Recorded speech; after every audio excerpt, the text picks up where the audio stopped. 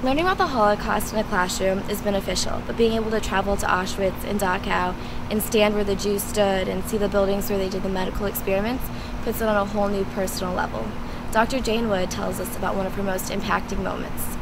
Well, probably visiting Auschwitz this last trip, and when we came to the part with the human hair, I could not. I just had this moment of incomprehension, and I turned to our tour guide and I said, "What in the world would they have kept this for?"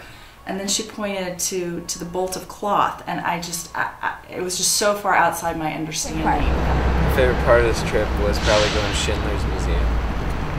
It was just kind of gave us a history of the Holocaust and told us about how Schindler saved all the Jews. And I've seen the movie, and I was able to like relate the stuff to the movie, and it was just easier to understand.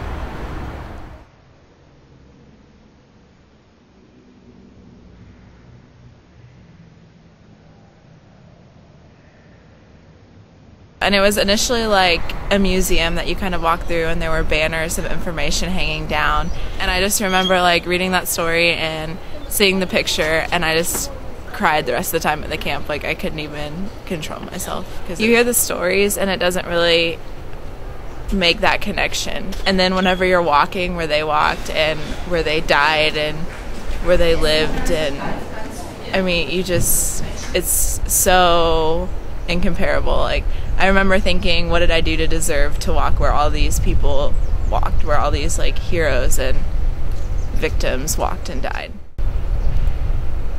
You feel like you're not alone. Like you can tell that you, as like people that are physically there, are not the only people or spirits or whatever you want to call it that are there.